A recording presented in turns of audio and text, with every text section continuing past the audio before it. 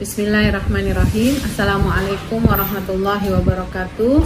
Innal hamdalillah nahmaduhu wa nasta'inuhu wa nastaghfiruh wa na'udzu billahi min syururi anfusina wa min sayyiati a'malina. May yahdihillahu fala mudhillalah wa may yudlil fala tajida lahu waliyyan mursyida. Ibu-ibu yang dirahmati Allah Subhanahu wa taala, alhamdulillah pada kesempatan hari ini kita melanjutkan kajian. Mudah-mudahan hasil diskusi kita, pembelajaran kita hari ini mendatangkan manfaat untuk urusan dunia kita dan akhirat kita. Sekaligus kita berdoa kepada Allah, semoga wabah pandemi di negeri kita ini yang makin hari makin bertambah segera terangkat di sisi Allah, karena Allah yang mendatangkan dan Allah pula lah yang menghilangkannya. Nah, ibu-ibu, insya Allah kita akan lanjut kepada pembahasan surat Yunus ayat 31 sampai 56. Di mana di ayat-ayat ini nanti akan kita gambarkan, kita dapat gambaran terkait dengan bagaimana seorang manusia, dalam hal ini sebagai seorang muslim, lebih mengedepankan nilai-nilai rububiyah dan uluhiyah, keyakinannya kepada Allah Subhanahu wa taala, dan begitu memiliki tingkat keimanan yang baik ya, sekalipun dia berhadapan dengan orang-orang yang tidak menyukai agama yang dibawanya. Dan ini adalah kisah-kisah yang digambarkan di dalam Al-Qur'an tentu saja. Kita buka ibu-ibu, Rabbana zidna ilman nafi'an warzuqna fahman wasi'an. A'udzubillahi minasyaitonirrajim. Bismillahirrahmanirrahim. Di dalam surat Yunus ayat 31 sampai 56 ini digambarkan berkaitan dengan ayat yang pertama akan kita bahas. Katakanlah Muhammad, siapakah yang memberi rezeki kepadamu dari langit dan bumi? Qul may yarzuqukum minas samai wal ardi amman yamliku as-sam'a wal absara wa may yukhrijul hayya minal mayyit wa yukhrijul mayyita minal hayyi wa may yudabbirul amr. Ya, siapa yang memberikan rezeki, siapa yang memiliki kekuasaan, siapa yang memberikan pendengaran, penglihatan, gitu, siapa yang mengeluarkan yang hidup dari yang mati dan mengeluarkan yang mati dari yang hidup. Itu adalah gambaran dari ayat-ayat pertama yang akan kita bahas ini, berkaitan dengan pendustaan yang dilakukan oleh orang-orang kafir, orang-orang munafik, yang mereka menolak dengan adanya ketentuan dan hukum bahwasanya hanya Allah lah yang memberikan rezeki dan yang menciptakan dan seterusnya. Nah, dari sini ibu-ibu yang dirahmati Allah, kita lihat bahwa Nabiullah Rasulullah Shallallahu Alaihi Wasallam diingatkan di dalam surat Al-Mulk oleh Allah, termasuk juga pengingatan untuk kita semua, yaitu siapakah yang dapat memberi kamu rezeki jika dia menahan rezekinya, ya. Amman yarzuqukum min amsaka rizqah. Itu kan udah jelas di dalam surat Al-Mulk. Ketika Allah yang memberikan rezeki, Allah juga yang mampu menahannya. Maka dalam kondisi, apalagi kondisi pandemi seperti sekarang ini, tentu saja bagi kita ikhtiar itu harus terus kita lakukan agar rezeki yang Allah titipkan kepada kita tetap mendatangkan keberkahan. Tidak banyak tetapi mencukupi untuk apa yang kita bisa lakukan dalam rangka taat dan ibadah kepada Allah. Nah, ayat 31 sampai 33 ini menggambarkan tentang pengingatan, ya. Dari ayat 21 surat Al-Mulk tadi, ya, yarzuqukum min amsaka rizqah. Siapa yang bisa memberikan kamu rezeki, ya? Siapa juga yang bisa menahan rezekinya? Yaitu semuanya Allah, ya. Yang semua itu adalah sumber rezeki yang didapati oleh kita semua, sebab barokahnya datang dari langit dan bumi. Ya, berkah yang Allah berikan dari sebuah rezeki itu bukan hanya dari langit. Ada istilah langit, ya, tapi sesungguhnya bumi juga punya peran untuk mendatangkan rezeki itu atas izin Allah Subhanahu wa taala. Kita ingat bahwa Allah lah yang memberikan rezeki kepada kita semua, ya. tanpa terbatas. Karena apa? Semua itu Allah yang rencanakan, dan Allah jugalah yang akan memberikannya sesuai dengan apa yang dianggap oleh Allah baik kepada hamba-hambanya, ya, tanpa terbatas pada satu arah, tanpa ada sebuah negosiasi dan lain sebagainya. Intinya rezeki itu Allah yang memberikannya. Kemudian siapakah yang kuasa menciptakan pendengaran, penglihatan, sebagaimana yang disebutkan dalam ayat yang tadi, ya, amma yamlikus sam'a wal absar, ya, siapa sih yang memiliki penciptaan, ya, siapa yang berhak untuk menciptakan penglihatan, pendengaran seorang hamba itu, ya, kembali semua itu adalah Allah Subhanahu wa taala. Jadi ayat ini diingatkan kembali, katakanlah Dia yang menciptakan kamu dan menjadikan pendengaran dan penglihatan dan hati nurani bagi kamu. Dalam surat Al-Mulk ayat 23 pun diingatkan demikian. Nah, penglihatan, pendengaran ini merupakan sarana bagi kita untuk senantiasa banyak menuntut ilmu, mengambil pelajaran, mengambil hikmah yang terkandung dari setiap pembelajaran yang kita jalani atau kita pelajari. Dan termasuk pengalaman-pengalaman itu juga merupakan bagian ibrah, ya, perjalanan, pengalaman, hikmah yang bisa kita ambil. Nah, ibu-ibu yang dirahmati Allah, di dalam ayat ini para ulama, wabil khusus ulama tafsir mengemukakan siapa yang paling punya kekuasaannya sangat besar itu, yaitu yang ketiga, ya. Kalau dari ayat ini, siapa yang memberikan rezeki, siapa yang memberikan atau menciptakan penglihatan dan pendengaran kita, kemudian juga siapa yang mampu mengeluarkan, ya, menghidupkan dan mematikan seseorang. Itu semua adalah urusan Allah. Tidak ada yang mampu melakukan penghidupan kepada seseorang jika Allah menginginkan kematian. Tidak ada orang yang bisa mempertahankan keberlangsungan hidupnya jika Allah menginginkan kematian atau sebaliknya. Nah, karenanya di dalam ayat ini ada hal yang diingatkan, yang dimaksudkan menghidupkan kematian, ya, menghidupkan dan mematikan itu ada ungkapan bahwa ini merupakan ungkapan bahwa ada penciptaan lain selain manusia. Misalnya gini, ada tumbuh-tumbuhan, ya, telur menjadi ayam atau ayam menjadi telur, begitu, ya. Kemudian ditanamnya biji-bijian yang kemudian disiram, ditumbuh kembangkan oleh Allah, ya. Ini secara kasat mata terlihat seperti itu.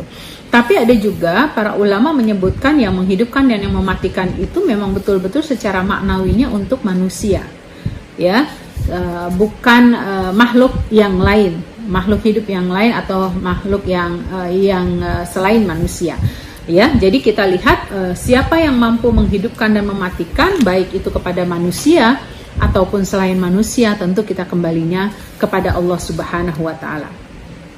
Ya, di kekinian kita dapati ulama bisa memberikan contoh dalam ilmu modern tentang mengeluarkan yang mati dari yang hidup dengan apa yang dilepaskan badan dari sel-sel yang mati di dalam darah dan kulit yang keluar bersama uap dan keringat, gitu. Jadi ini perumpamaan. Nggak akan mungkin juga manusia mempunyai kemampuan untuk mengeluarkan hal itu kalau tanpa izin Allah. Salah satu contoh juga yang mengeluarkan yang hidup dari yang mati dengan makanan yang dimasak dengan api, kemudian dimakan manusia hingga menjadi aliran darah di dalam tubuhnya. Nah, apabila para ulama modern, ya, mengatakan yang hidup tidak akan keluar kecuali dari sesuatu yang hidup pula, maka sesungguhnya mereka mengakui bahwa kehidupan pertama adalah adanya ciptaan dari Allah Subhanahu wa taala yang maha hidup. Karena itulah ibu-ibu yang dirahmati Allah Subhanahu wa taala, ayat ini memberikan penegasan tentang kekuasaan Allah yang sangat sempurna, dan Dialah yang menciptakan yang mati dan yang hidup itu, ya. Jadi ini poin di mana kita perlu memahami tentang uluhiyah dan rububiyah. Kemudian Allah yang mengurus urusan alam ini, ya. Jadi ayat ini pun memberikan penegasan kalaulah Allah sudah menciptakan yang namanya manusia dan seluruh alam yang ada di muka bumi, di langit dan di muka bumi ini, maka Allah pula lah yang akan menjaga dan merawatnya, mengurus alam ini. Walaupun manusia diperintahkan ketika di dunia itu menjadi khalifah, tetapi untuk keseluruhannya hanya Allah lah yang mampu melakukannya, pengurusannya, karena kerajaan Allah ada di langit dan di bumi. Ya, ini perlu menjadi pengingat bagi kita bahwa segala urusan itu ya yang ada di muka bumi ini, di alam, di keseluruhan alam ini adalah kepemilikan Allah yang maha kuasa. Dengan kekuasaannya itu bagi Allah mudah untuk mengerjakan segala sesuatu. Ya, ada sebuah hadis di mana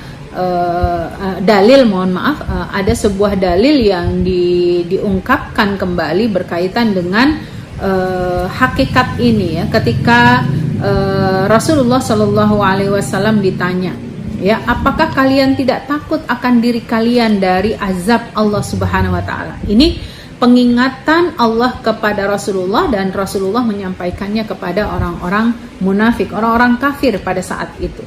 Ya, jadi diingatkan kalau emang kamu nggak takut nih gitu ya dengan azab yang Allah berikan di lantaran kamu musyrik, ya, kamu tidak beriman kepada Allah, kamu mengolok-olok ayat Allah, kamu menghinakan, mencela dan meremehkan penciptaan Allah, begitu ya. Padahal yang kalian sembah pun tidak akan punya peran sedikit pun dalam hal-hal yang kita lihat. Mereka tidak mampu memberikan pendengaran, ya, mereka tidak mampu memberikan rezeki, gitu ya, karena memang sesungguhnya semua kembali kepada Allah. Maka zat yang memiliki sifat seperti kita bahas tadi itu memang hanya Allah Subhanahu wa taala yang maha kuasa, yang maha mencipta dan maha berkehendak. Karena Allah lah yang menciptakan dan mengatur kita semua, hingga segala sesuatu yang diatur oleh Allah atau apa yang dikehendaki oleh Allah itu akan kembalinya kepada Allah sendiri. Ya, arti kembali kepada Allah itu hak veto Allah. Ya, mau diapain ini manusia, mau diapain ini alam, gitu ya, itu kehendak Allah karena kemahaan Allah terhadap apa yang diciptakannya.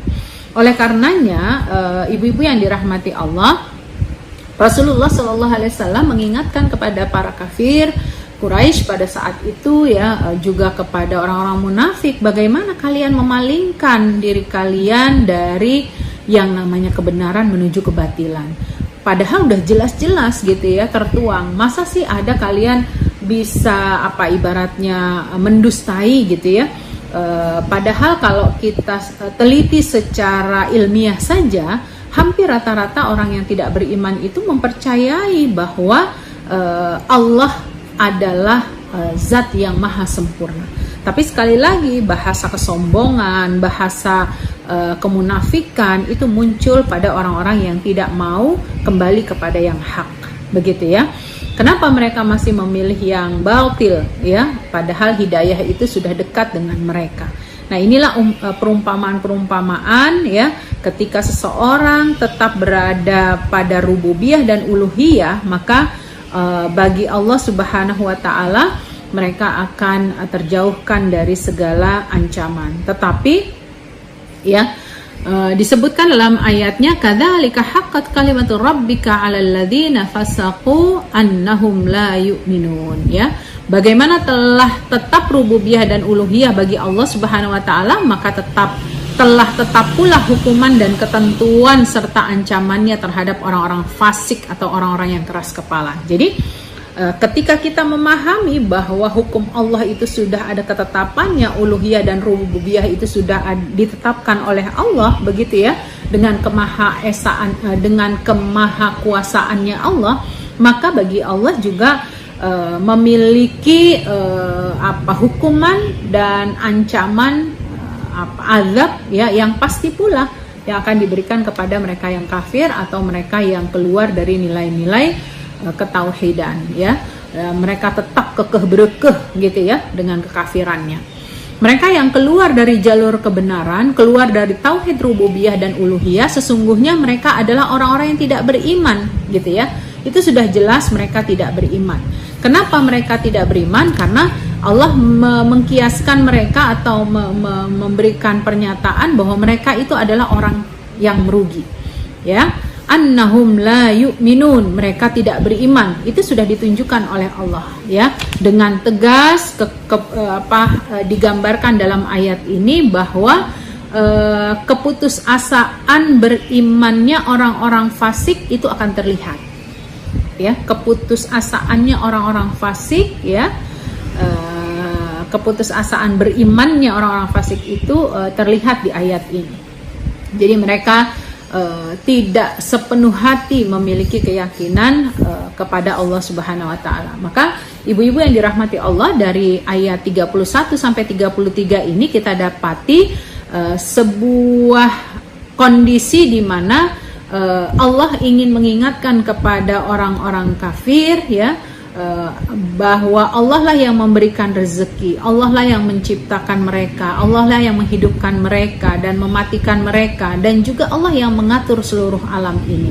Nah, dari keadaan ini kita dapati bahwa 5 keagungan Allah, kemahakuasaan Allah dalam ayat ini kita bisa ambil pelajaran bukan hanya kepada orang-orang kafir tapi juga kepada kita kaum muslimin. Ya, bahwa Allah yang memberikan rezeki, Allah yang menciptakan, Allah yang menghidupkan, Allah yang mematikan, dan Allah yang mengatur alam. Oleh karenanya ibu-ibu yang dirahmati Allah, jika kita berbicara tentang permasalahan 5 konsep ini, 5 kaedah ini, kita pasti akan semakin lebih mendekatkan diri kepada Allah. Segala sesuatu yang diciptakan oleh Allah kembalinya untuk kita, untuk kemanfaatan kita, dan bagaimana pemanfaatan atau kebaikan atau keberkahan atau rezeki yang dititipkan oleh Allah kepada kita, ini kita bisa gunakan sebaik-baiknya dalam rangka beribadah kepada Allah.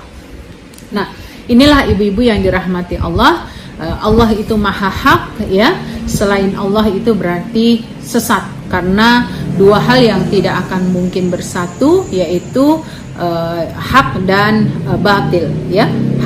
Yang hak itu adalah datangnya dari Allah, dan yang batil itu pasti datangnya dari selain Allah. Makanya di ayat ini disebutkan fama ba'dal haqqu illa dhalal, yaitu tidak ada setelah penyembahan kepada ilah yang hak kecuali kesesatan ya. Nah, ini ayat yang menceritakan tentang posisi seseorang perlu menghadirkan keimanannya kepada Allah Subhanahu wa taala, dan kita diingatkan bagi orang yang berakal identik dengan rasional, maka dari situ Allah juga menolak orang-orang musyrik keluar dari lingkup rasional. Kenapa? Karena kadang-kadang orang itu lebih banyak menggunakan logika dibandingkan masalah keyakinan. Ya, padahal kalau bicara tentang masalah hal yang gaib ya, masalah hal-hal yang berkaitan dengan sesuatu yang panca indera kita tidak mampu melihat, mendengar, meraba dan merasakannya, itu semua pasti kembalinya kepada Allah. Ya, disinilah fungsinya akal digunakan, tetapi akal ini harus disinergikan dengan masalah iman seseorang. Ya, ilmu Allah adalah ilmu qadim yang mencakup keseluruhannya. Jadi perlu keyakinan dari kita bahwa segala sesuatu yang kita dapati pada saat ini itu merupakan bentuk pembelajaran bagi kita untuk semakin beriman kepada Allah. Nah, kita lanjut ibu-ibu di ayat 34 sampai 36. Di mana di ayat ini disebutkan, katakanlah, adakah di antara sekutumu yang dapat memulai penciptaan makhluk kemudian mengulanginya kembali? Katakanlah, Allah yang memulai penciptaan makhluk kemudian mengulanginya. Maka bagi Allah, kita lihat bagaimana kamu dipalingkan menyembah selain Allah. Katakanlah, apakah di antara sekutumu ada yang membimbing kamu kepada kebenaran? Katakanlah, Allah lah yang membimbing kepada kebenaran. Maka manakah yang lebih berhak diikuti? Tuhan yang membimbing kepada kebenaran itu, ataukah orang-orang yang tidak mampu membimbing membimbing bahkan perlu dibimbing? Maka mengapa kamu berbuat demikian? Bagaimanakah kamu mengambil keputusan? Dan kebanyakan mereka hanya mengikuti dugaan. Sesungguhnya dugaan itu tidak sedikit pun berguna untuk melawan kebenaran. Shadaqallahul adzim.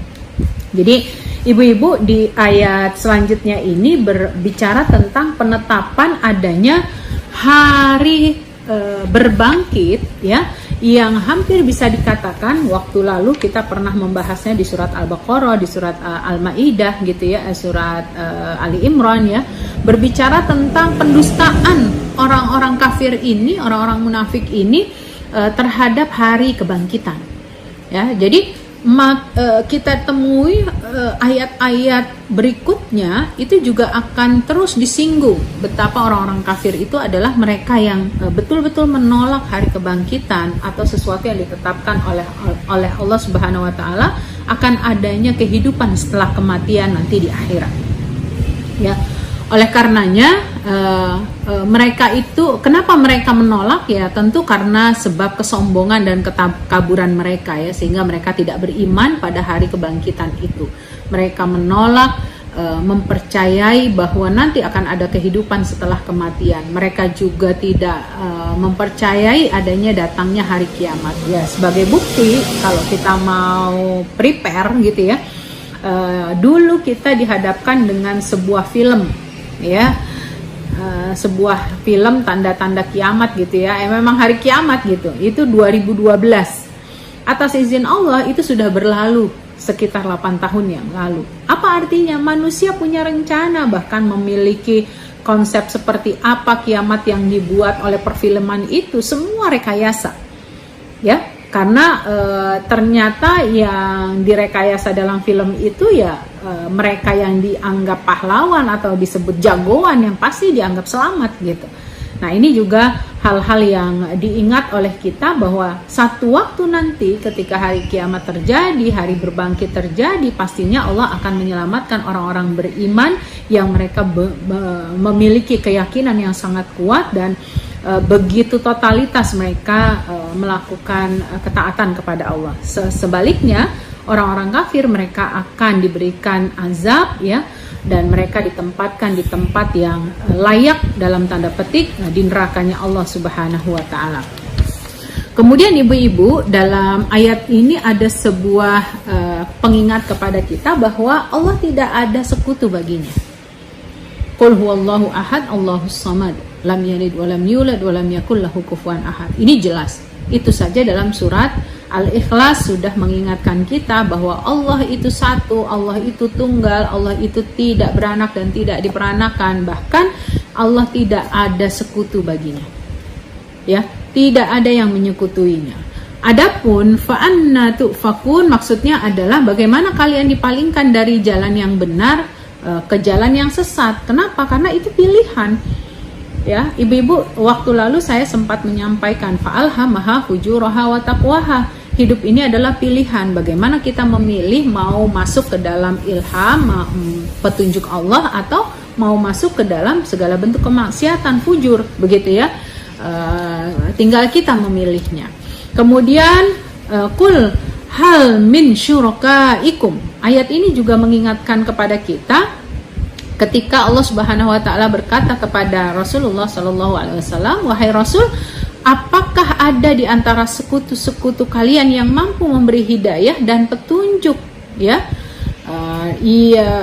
orang yang sesat dan ragu ya. Jadi ditanya oleh Allah agar Rasulullah pun menanyakan kepada orang-orang kafir di sekitarnya, hal ya, kul hal min syurakaikum, ada nggak sih sekutu-sekutu yang mereka jadikan itu tandingan Allah, mereka tuh mampu membantu, memberikan hidayah, memberikan petunjuk, memalingkan mereka dari kesesatan, memalingkan mereka dari keraguan? Ternyata tidak ada ya, baik dengan cara fitrah maupun insting, baik pendengaran, penglihatan dan lain sebagainya, tidak ada yang mampu memberikan petunjuk kebaikan itu selain kepada Allah, selain dari Allah Subhanahu wa taala. Makanya kalaupun orang-orang kafir itu mempunyai sekutu-sekutu, pada hakikatnya sekutu itu pasti memiliki kelemahan. Sebagaimana orang-orang kafir Quraisy misalnya, mereka menyembah berhala, berhala itu adalah buatan manusia.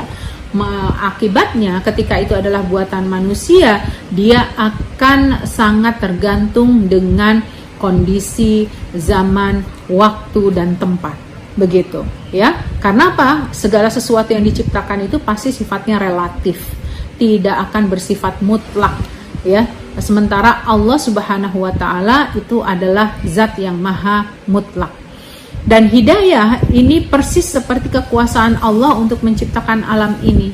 Jadi Allah memberikan hidayah kepada manusia untuk manusia banyak berpikir. Ya, dengan berfikirnya manusia ini agar mereka menjadi orang yang proaktif dalam meningkatkan ibadah mereka di sisi Allah Subhanahu wa taala. Ya, sekutu-sekutu mereka tidak mampu sama sekali menciptakan dan memberikan hidayah, apalagi hidayah syariat gitu ya. Ya jelas, karena sekutu itu adalah makhluk yang diciptakan oleh Allah, dan tentu makhluk itu tidak akan sama dengan zat yang menciptakan. Nah, ini juga bab yang perlu kita ingat bersama ya. Ringkasnya ibu-ibu di ayat 34 sampai 36 ini sesungguhnya Allah memberikan cakupan 3 hujah ya di dalam tafsiran ini. Yang pertama, sungguh hanya Allah yang memberikan rezeki dan yang telah menciptakan pendengaran dan penglihatan. Jadi prinsipnya itu, Allah kasih rezeki kita, Allah kasih pendengaran kita, Allah kasih penglihatan kita. Nggak ada siapapun yang mampu memberikan itu, semuanya adalah dari Allah. Dan yang kedua, bahwa Allah Subhanahu wa taala Maha Pencipta manusia, baik itu juga langit maupun bumi dan apa yang ada di sekelilingnya. Jadi karena Allah Maha Pencipta, maka hak veto Allah lah yang akan memberikan kehidupan dan kematian bagi seseorang. Nah, yang terakhir, bahwa sesungguhnya Allah itu maha kuasa untuk memberikan hidayah dan petunjuk kepada siapapun yang Allah kehendaki. Karena itu di dalam beberapa ayat akan kita dapati may yahdihillahu fala yahdi bihi may yasha wa yudillu bihi may yasha. Allah lah yang memberikan hidayah kepada siapa saja yang dikehendaki, dan Allah jugalah yang memberikan kesesatan kepada siapa saja yang dikehendaki. Ini sebagai bentuk pengingat kepada kita semua, wabil khusus ibu-ibu yang solehah, agar kita senantiasa tidak melupakan doa agar Allah Subhanahu wa taala selalu memberi hidayah kepada kita. Ya, hidayah untuk hidup, hidayah untuk beribadah, hidayah untuk ketaatan, bahkan sampai pada titik nadir nanti Allah tetap memberikan keistiqomahan kita ya, hidayah untuk senantiasa menjaga husnul khotimah sampai akhir. Kemudian ibu-ibu di ayat selanjutnya, ayat 37 sampai 39 ini berbicara tentang Al-Qur'an ya. Berbicara tentang kalamullah yang tidak akan sama dengan makhluk ya, seperti keumumannya. Kita tahu ada di masa Muawiyah gitu ya, kita dapati ada raja yang menganggap bahwa yang namanya Al-Qur'an itu adalah makhluk Allah. Nah, sementara kita meyakini bahwa Al-Qur'an itu bukan makhluk Allah, melainkan kalamullah. Dia berada pada diri Allah itu sendiri. Dia tidak akan terpisah dari pemiliknya ya. Mohon maaf kalau saya menggambarkan. Saya sedang berbicara, pembicaraan saya itu akan keluar dari diri saya sendiri. Inilah yang menunjukkan bahwa berbicara itu keluarnya dari seseorang yang berbicara tadi. Nah, begitu juga dengan kalamullah. Kalamullah itu bukan makhluk lain begitu ya, tetapi dia adalah sesuatu yang masuk dalam zat Allah itu sendiri ya. Makanya orang-orang kafir itu menganggap bahwa Al-Qur'an adalah ciptaannya Nabi Muhammad SAW.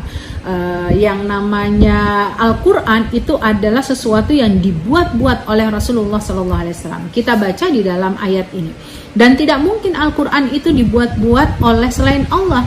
Tetapi Al-Qur'an membenarkan kitab-kitab yang sebelumnya dan menjelaskan hukum-hukum yang telah ditetapkannya. Tidak ada keraguan di dalamnya. Diturunkannya dari Tuhan seluruh alam. Apakah pantas mereka mengatakan dia Muhammad yang telah membuat-buatnya? Katakanlah, buatlah sebuah surat semisal dengan surat Al-Quran, dan ajaklah siapa saja di antara kamu yang mampu membuatnya selain Allah, jika kamu yang benar. Bahkan yang sebenarnya mereka mendustakan apa yang mereka belum mengetahuinya dengan sempurna dan belum mereka peroleh penjelasannya. Demikianlah halnya umat-umat yang ada sebelum mereka telah mendustakan Rasul. Maka perhatikanlah bagaimana akibat yang zalim. Nah, jadi ibu-ibu yang dirahmati Allah, dari ayat ini, surat ayat 37 sampai 39 menggambarkan tentang orang-orang kafir ini mendustakan ayat-ayat Allah. Maka mudah bagi Allah untuk menantang mereka jika mereka mengatakan bahwa yang namanya Al-Quran itu adalah kalamnya Muhammad. Jika mereka mengatakan Al-Quran itu adalah makhluk, ya, jadi dia itu akan ada ketika orangnya ada, ketika dia nggak ada, orangnya nggak ada, maka ya seolah-olah Al-Quran itu jadi nggak ada, seperti itu. Nah, ini jelas penyesatan ya yang dilakukan oleh orang-orang kafir pada saat itu, hingga ayat ini disampaikan oleh Rasulullah SAW kepada orang-orang kafir agar mereka beriman kepada Al-Quran. Ya. Dan satu lagi, kita juga perlu memahami bahwa ayat ini menerangkan tentang mukjizat, ya, kemukjizatan Al-Quran, dan bahwasanya Al-Quran itu adalah kalamullah. Jadi mukjizat Al-Quran ini diberikan oleh Allah kepada Rasulullah SAW. Makanya Rasulullah sendiri disebut khuluquhul Quran, akhlaknya itu ibarat Quran. Aisyah radhiyallahu anha menyebutkan Rasulullah SAW seperti Quran yang berjalan. Kenapa? Karena kehidupan atau apa saja yang termaktub dalam Al-Quran itu adalah diejawantahkan atau diimplementasikan oleh Rasulullah SAW dalam kehidupan. Nah, oleh karenanya ibu-ibu, tidaklah mungkin Al-Quran ini dibuat oleh selain Allah, karena dia sudah include dengan yang maha memiliki kekuasaan dan maha segalanya, ya. Sehingga kalaupun ada orang-orang kafir menyebutkan bahwasanya Al-Quran itu adalah buatan Rasulullah atau buatan Muhammad, mereka itu mencoba untuk ngeles gitu ya. Sebetulnya mereka tidak ingin beriman gitu. Al-Quran adalah dari Allah, dan Allah lah yang apa ya istilahnya, yang akan menghantarkan dan menjaganya, ya. Dan dia adalah firman Allah Subhanahu wa Ta'ala yang tidak menyerupai pembicaraan para makhluk satupun, dan tidak ada makhluk pun selain Allah yang dapat menimpali atau dapat menentangnya. Jadi ini hak vetonya Allah, mutlak milik Allah. Diriwayatkan dari Abu Jahal, saat itu dia berkata, sesungguhnya Muhammad tidak pernah sekalipun berdusta kepada manusia. Apakah dia akan mendustakan Allah? Gitu ya. Ini sebuah pertanyaan di mana untuk menunjukkan apa yang dibawa oleh Rasulullah SAW itu tidak ada dustanya. Cuma sekali lagi nanti akan kita lihat ada tipikal orang-orang munafik, ada tipikal orang-orang kafir yang mereka tahu tetapi mereka tidak mau beriman, gitu ya. Ada mereka yang tahu tetapi mereka itu masuk kepada perangkap kebiasaan nenek moyang mereka, gitu. Jadi ada dua tipikal itu, ya.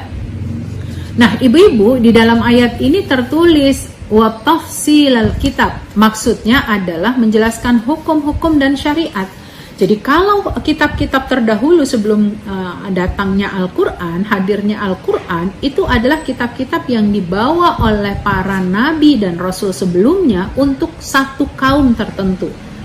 Ya, tetapi ketika Islam sudah datang, Al-Quran itu menyempurnakan. Ya, makanya di sini Al-Quran sebagai tafsil Al-Kitab. Tafsil itu artinya penjelasan hukum-hukum dan syariat tentang masalah halal haram, tentang ibrah, tentang nasihat, tentang etika, tentang akhlak, tentang sosial, dan masih banyak lagi hal-hal yang mencakup di dalam Al-Quran.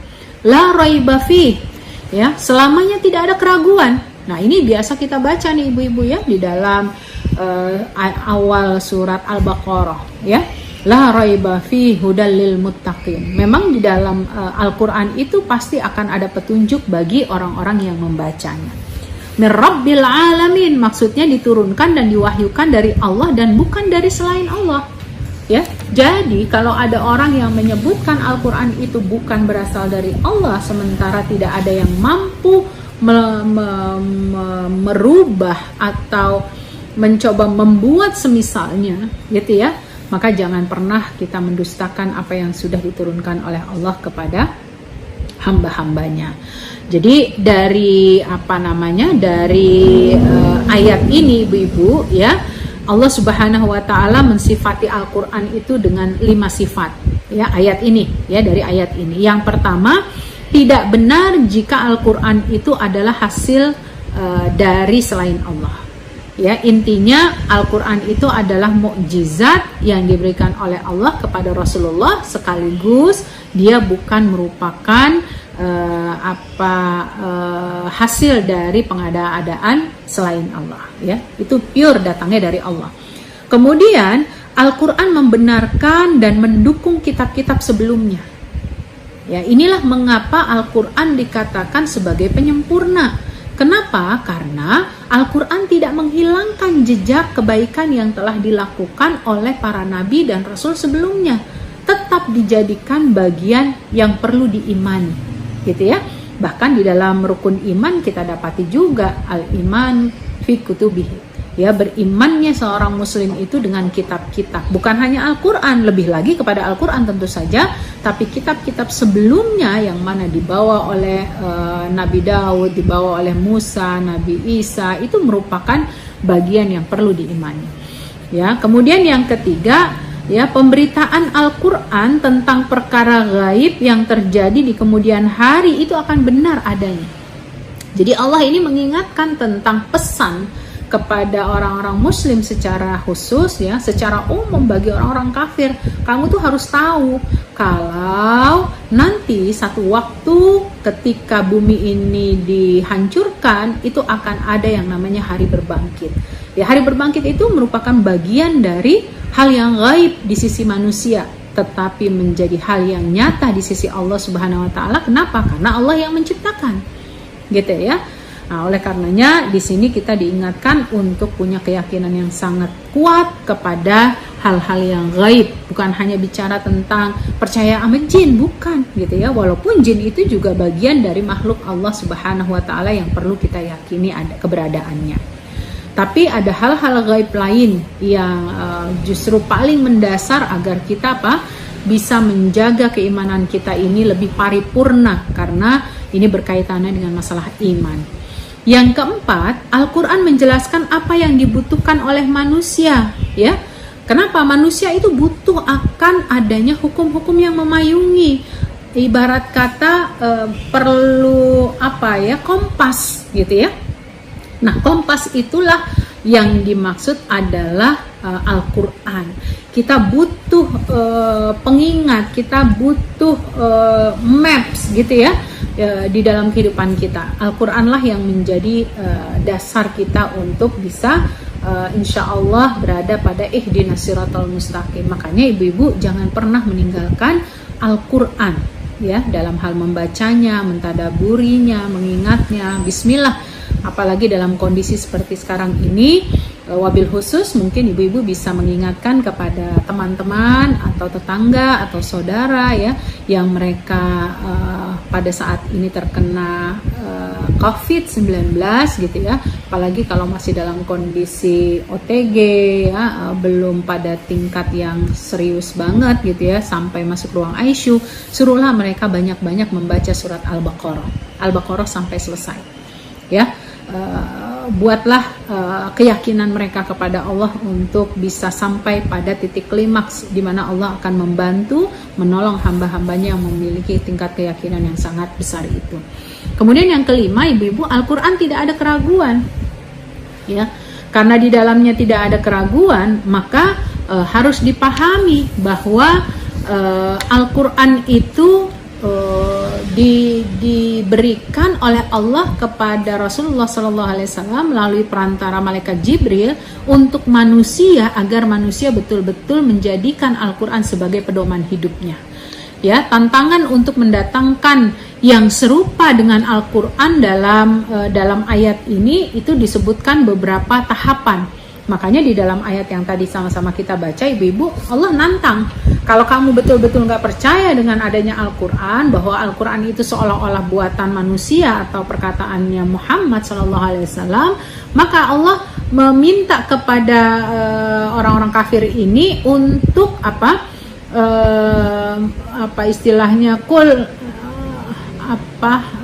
mengumpulkan gitu ya. Kamu buat deh gitu ya perumpamaan seperti halnya Quran itu secara keseluruhan. Tapi di ayat yang lain atau di ayat ini juga itu disebutkan dengan memberikan keringanan mereka untuk membuat 10 surat aja, atau ada lagi 1 ayat aja gitu ya. Jadi semakin tinggi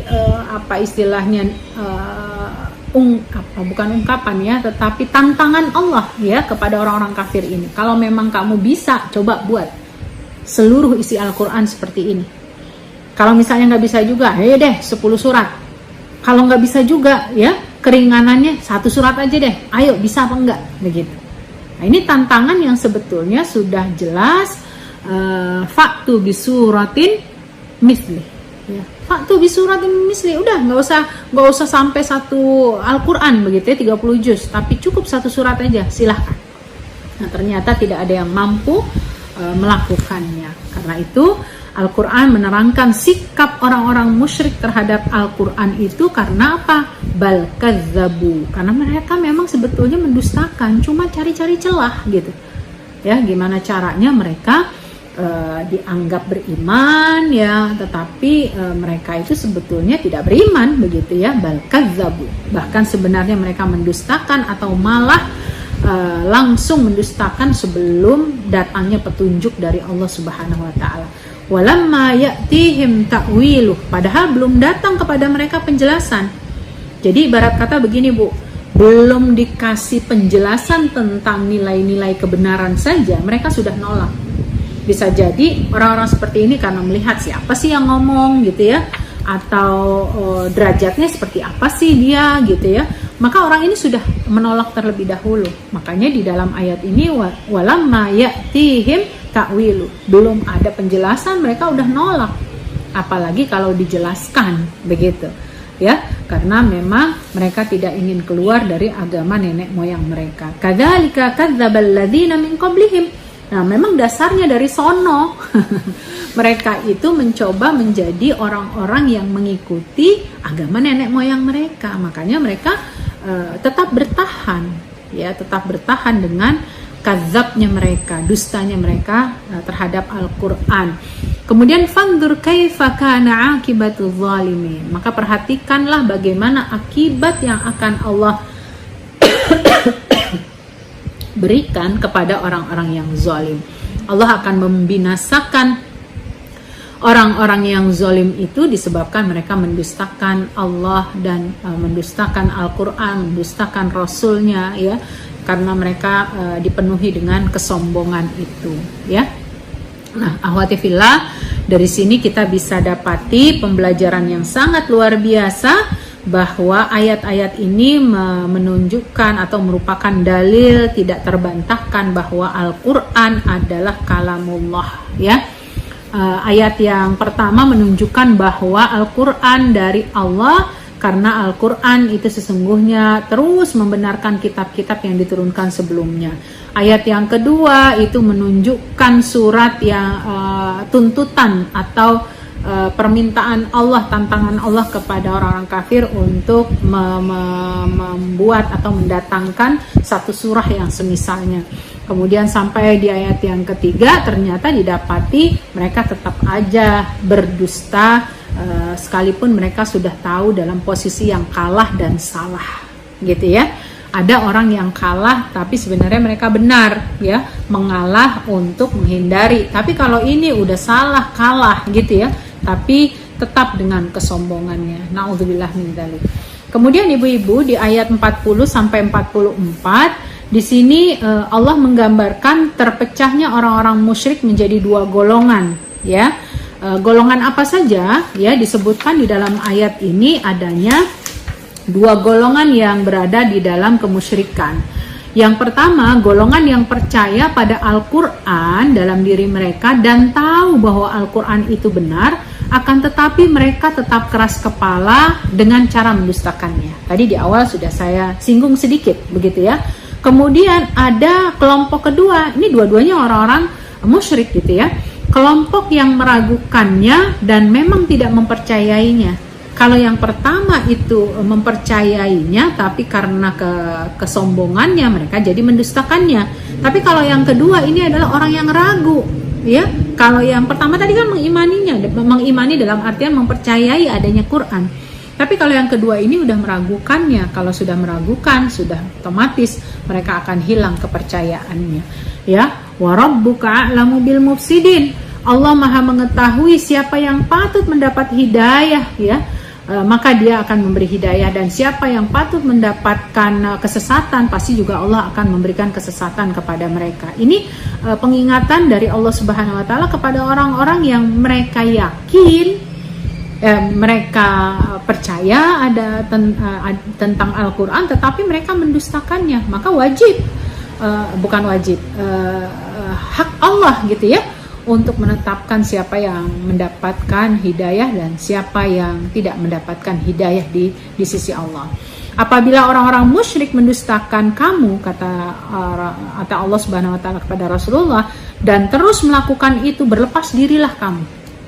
Jadi Rasulullah Shallallahu Alaihi Wasallam diingatkan oleh Allah Subhanahu wa taala jangan berkecil hati. Kalau kita sudah mengajarkan mereka, memberikan arahan kepada mereka, ternyata mereka tetap melakukan itu, berlepas diri, ya, berlepas dari diri dari mereka atas perbuatan mereka, dan katakan kepada mereka, li amali, ya, li amali walakum a'malakum, ya itu kerjaan kamu ya ke kamu, ya nanti kalau aku ya ke aku, gitu ya. Artinya ini tugas menyampaikan risalah memang ada di pundak kita semua, termasuk isyarat dari ayat ini adalah kepada Rasulullah oleh Allah Subhanahu wa taala. Tetapi sekarang ini adalah pundaknya para ulama untuk mengingatkan dakwah ini. Tapi kita bukan untuk merubah orang. Ya, tugas kita menyampaikan, memberikan peringatan, memberitakan kabar gembira, pengingatan tentang masalah ketaatan, menguatkan keimanan, itu saja tugas kita, tidak lebih. Karena tugas Allah lah yang memberikan hidayah dan kesesatan kepada siapa yang Allah kehendaki. Kemudian ayat selanjutnya itu digambarkan antum bari'una mimma a'malu wa ana bari'um mimma ta'malun. Kamu berlepas diri terhadap apa yang aku kerjakan dan aku berlepas diri terhadap apa yang kamu kerjakan. Ya, jadi disinilah prinsip bahwa kita masing-masing punya tanggung jawab. Ya, ini sama seperti kita membaca lakum dinukum waliyadin. Sudah, intinya kalaupun kita mencoba untuk mengajak orang di depan kita untuk ikut agama kita, dia tidak mau, mereka sudah punya prinsip. Gitu ya. Tugas kita adalah memberikan kebaikan. Itu posisi kalau kita berhadapan dengan orang-orang kafir. Tapi kalau kita berhadapan dengan saudara kita yang muslim, ya, ini ada step-step yang harus kita lewati dengan kesabarannya, dengan ketekunannya, dengan doanya. Terus kita mintakan kepada Allah yang tidak pernah berhenti, apalagi kalau dia adalah saudara-saudara dekat kita. Adapun memang tetap urusan hidayah itu kita kembalikan kepada Allah Subhanahu wa taala. Ya, afa anta tusmi'u summa walau kanu la ya'qilun. Apakah kamu dapat menjadikan orang-orang tuli itu mendengar walaupun mereka tidak mengerti?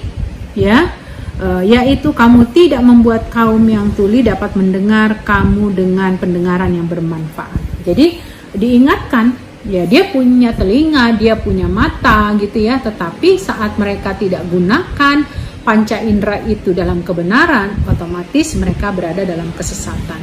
Ya, dipergunakan telinga mereka untuk mendengar ayat-ayat Allah saja mereka nggak mau, begitu ya, merasa gerah, merasa tidak tidak yakin dan lain sebagainya, mana mungkin mereka bisa mendapatkan kebaikan ya dari Al-Quran ini. Makanya singkatnya ibu-ibu, Rasulullah Shallallahu Alaihi Wasallam diingatkan oleh Allah Subhanahu Wa Taala agar tidak putus asa dan jangan berkecil hati, karena untuk masalah hidayah itu adalah urusan Allah. Tugas kita atau tugas Rasulullah Shallallahu Alaihi Wasallam pada saat itu diingatkan hanya untuk menjadi penyampai, bukan menjadi perubah. Ya, tujuan dari itu semua adalah karena Allah juga ingin menghibur Rasulullah. Ya. Jangan sampai Rasulullah berkecil hati dengan banyaknya orang-orang kafir yang tidak mau beriman kepada Allah Subhanahu wa Ta'ala. Jadi inilah yang kita ingatkan, bahwa bagaimana kita sebagai hamba Allah memaksimalkan apa yang sudah Allah berikan kepada kita lewat penglihatan, pendengaran, kaki tangan kita. Ya, sebagai orang yang beriman tentu kita semakin bersyukur, dengan bersyukurnya kita semakin besar pula ketaatan kita kepada Allah. Ayat selanjutnya yaitu ayat 45 mengingatkan tentang cepat berlalunya urusan dunia ini. Ya, coba kita lihat ibu-ibu. Ya, satu ayat ini saja yaitu ayat 45, dan ingatlah pada hari ketika Allah mengumpulkan mereka. Mereka merasa seakan-akan tidak pernah berdiam di dunia kecuali sesaat saja. Pada siang hari, pada waktu mereka saling berkenalan. Sungguh rugi orang yang mendustakan pertemuan mereka dengan Allah dan mereka tidak mendapat petunjuk. Masya Allah ya. Ini sebuah koreksi juga buat kita, bukan hanya untuk orang-orang yang tidak beriman, tetapi juga buat kita, karena setelah sebelumnya ayat ini menceritakan tentang hari kebangkitan yang tidak diyakini oleh orang-orang kafir, namun tidak sedikit juga orang-orang muslim tidak meyakini dengan adanya hari berbangkit ya, atau hari kiamat. Maka Allah Subhanahu wa Ta'ala menegaskan dalam ayat ini, wa yauma yahsyuruhum, ya, ketika hari kalian itu dikumpulkan ya setelah kematian ya. Ini makanya kita diingatkan kembali kan, waktu yang sangat singkat sekali untuk urusan dunia ya. Dunia itu tempat kita untuk banyak-banyak mengambil ladang pahala ya. Allah menjelaskan kerugian bagi mereka yang mengambil dunia itu untuk tujuan hidupnya ya. Mereka orang-orang kafir yang telah mendustakan hari kebangkitan telah merugi, tidak mendapatkan pahala surga dengan kerugian yang sangat besar. Maka jangan sampai juga kita mendapatkan kerugian ini, karena umur dunia itu sangat pendek jika dibandingkan dengan kehidupan akhirat yang begitu panjang, yang begitu kekal. Sesungguhnya orang-orang yang kafir, yang mereka mendustakan, mereka akan dibangkitkan oleh Allah dan dimasukkan ke dalam api neraka. Bagi orang Islam, mereka dibangkitkan dan Allah izinkan mereka masuk ke dalam surganya Allah Subhanahu wa Ta'ala. Amin amin ya robbal alamin. Mudah-mudahan kita diberikan kesempatan oleh Allah untuk masuk ke dalam surga yang paling tinggi.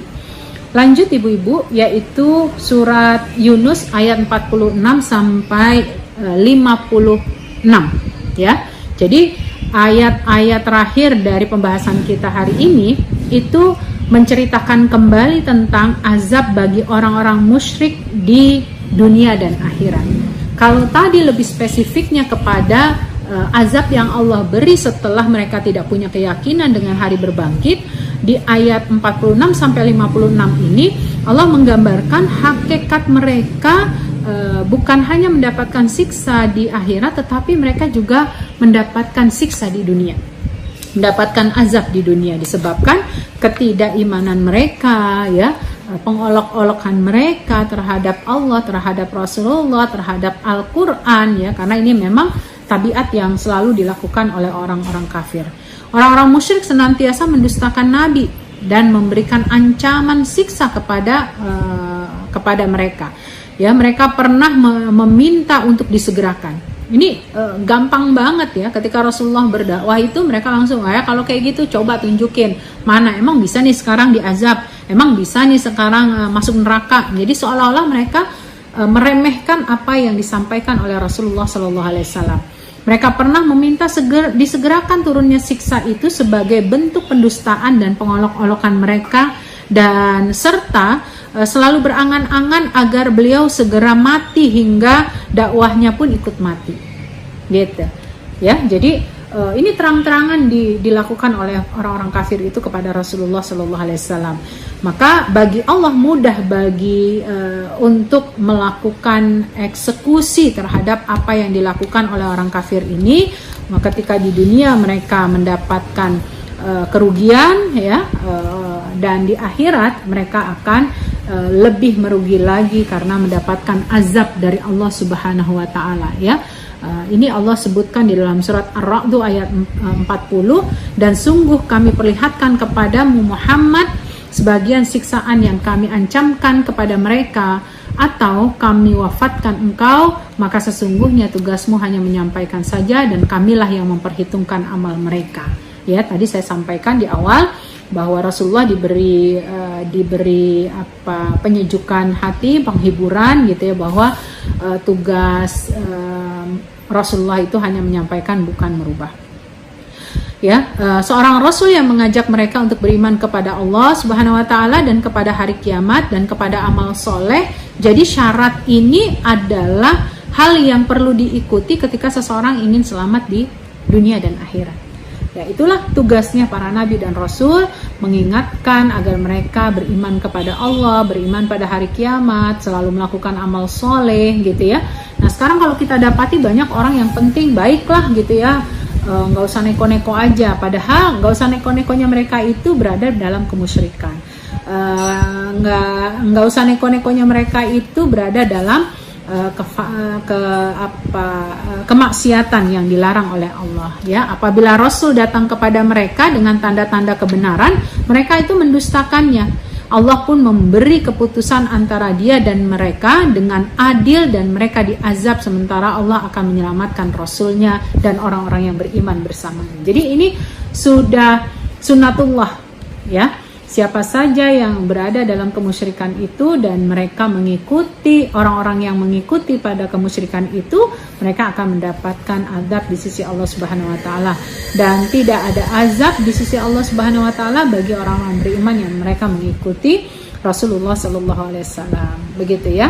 Nah, inilah ibu-ibu gambaran dari ayat-ayat ini. Semoga ayat-ayat ini bisa memberikan pemahaman kepada kita supaya kita betul-betul memiliki keyakinan terjauh dari sifat kemusyrikan. Sekalipun musyrik secara kasat mata mungkin kita tidak lakukan, tetapi ada hal-hal yang terselubung, baik ucapan kita, dari hati kita, dari pikiran kita, semoga Allah jauhkan.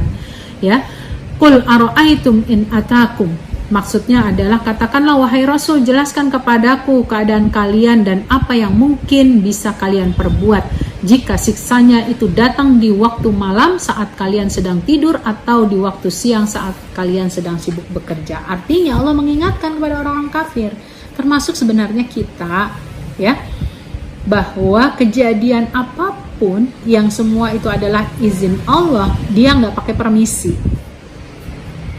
Tidak pakai permisi. Makanya kita perlu warning agar setiap aktivitas kita itu bernilai ibadah. Saatnya Allah mencabut nyawa kita, kita dalam keadaan beribadah kepada Allah. Masya Allah, itu gambaran yang diinginkan agar kita mengingat bahwa azab Allah itu akan benar-benar terjadi, dirasakan oleh orang beriman sekalipun, karena bisa jadi itu adalah kena imbas dari perlakuan orang-orang kafir atau orang-orang zalim yang berada di muka bumi, hingga orang-orang beriman pun kena imbasnya di dunia. Tapi nanti di akhirat Allah bangkitkan mereka dalam keadaan yang tetap bersama orang-orang yang beriman kepada Allah Subhanahu wa taala. Oleh karenanya ibu-ibu, di akhir sesi ini kita ambil pelajarannya bahwa Allah Subhanahu wa taala akan memberikan azab yang pedih, memberikan hukuman kepada orang-orang yang zalim. Kemudian setiap masa itu Allah kirimkan para nabi dan rasul, sebetulnya punya fungsi agar umat itu tetap berada dalam jalan Allah. Tetapi fenomenanya banyak juga umat-umat yang tidak mengikuti nabi dan rasul, di mana mereka mengikuti hawa nafsunya. Kemudian keputusan antara para hamba dan hamba Allah Subhanahu wa taala adalah hak dan benar adanya untuk menegakkan keadilan yang mutlak, ya. Kemudian perdebatan tentang turunnya siksa Allah, gitu ya. Jadi di sini ada dialog, mereka minta dipercepat siksa-siksanya kalau memang benar-benar Nabi Muhammad itu membawa agama yang benar. Kemudian turunnya azab yang akhirnya disegerakan oleh Allah atau ditunda yang kemudian mendapatkan azab yang lebih besar. Ya, kemudian celaan terhadap orang-orang yang zalim. Kenapa? Karena mereka itu disebutkan dzuqu adzabal khuld. Ya, Allah mengingatkan bahwa mereka itu akan mendapatkan siksa yang kekal, ya. Mereka tuh nggak akan bisa lagi minta pertolongan karena azab yang akan diberikan oleh Allah kepada mereka itu kekal. Dan kita diingatkan tentang datangnya hari kiamat yang datangnya itu pasti, hanya Allah yang mengetahui kapan terjadinya. Nah, inilah ibu-ibu yang dirahmati Allah Subhanahu wa taala. Mudah-mudahan apa yang kita pelajari hari ini mendatangkan keberkahan dan sedikit banyaknya ilmu ini juga memberikan kebaikan untuk dunia dan akhirat kita. Mohon maaf jika ada banyak kesalahan. Saya mohon ampun kepada Allah Subhanahu wa taala atas apa yang kekeliruan, kesalahan dan kehilafan yang disengaja ataupun tidak sengaja. Kita tutup dengan sama-sama membaca istighfar. Astaghfirullahaladzim, astaghfirullahaladzim, astaghfirullahaladzim. Subhanakallahumma wa bihamdika asyhadu an la ilaha illa anta astaghfiruka wa atubu ilaik. Wabillahi taufiq wal hidayah wal afu minkum. Wassalamualaikum warahmatullahi wabarakatuh.